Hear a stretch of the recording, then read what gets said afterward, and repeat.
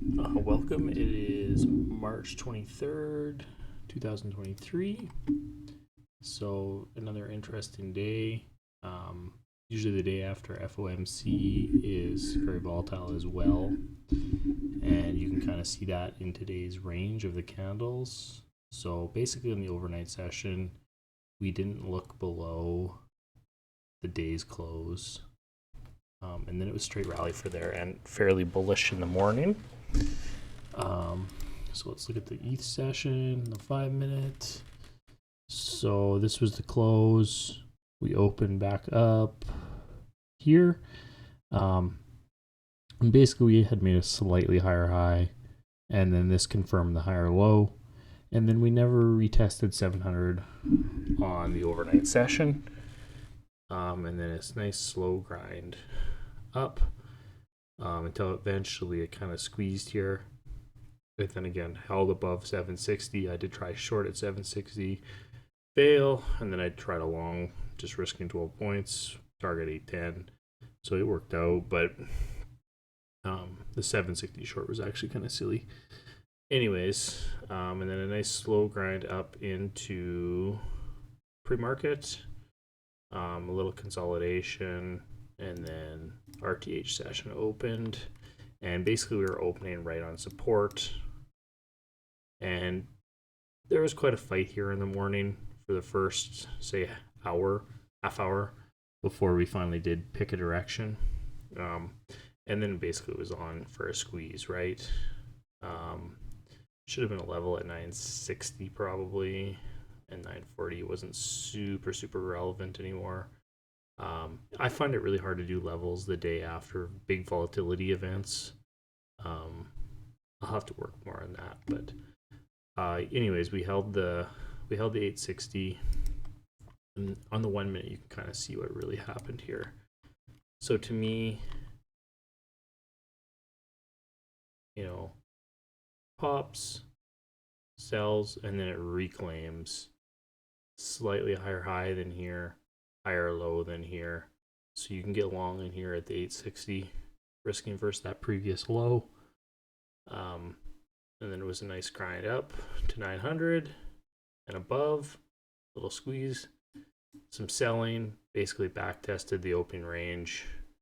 And then continuous higher highs, higher lows. No point to really get short until you start seeing some exhaustion, consolidation, etc.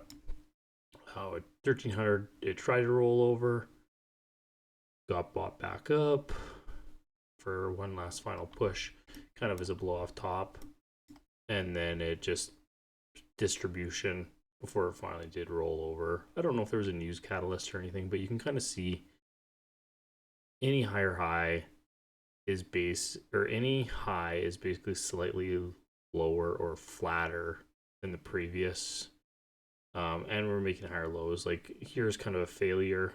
So it's kind of tricky because it did make a slightly higher high, higher low, popped up, and then sellers were there. And then again after that, they tried to buy the dip several times, and there was lots of nice points, but nothing really went anywhere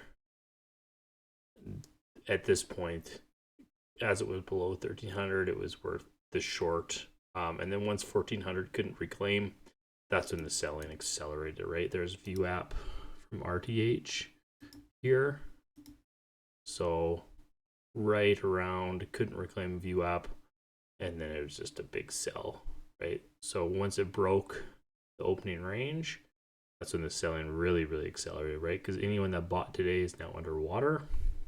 And then we almost came down and filled this gap. Very close. So that was pretty good. This stuff is hard to play. There was a really big squeeze here. This is right when ES hit 50. Right? Pretty much 50, yeah. And then it double bottomed.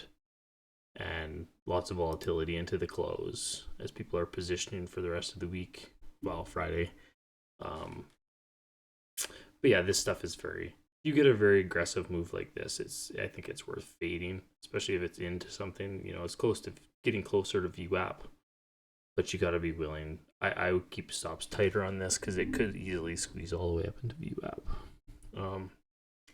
Yeah, nothing too thrilling. It just, to me, I found this action hard because I kind of expected the rollover by 10:30 and it didn't come. I was kind of thinking we'd get a rollover, but I wasn't sure where. So it was kind of tricky for me. And I'll have to try better because the price action was obviously bullish, right? In the morning, at least. And that would have been good enough for the day is if you caught some of this on the way up. So, okay. Have a good night.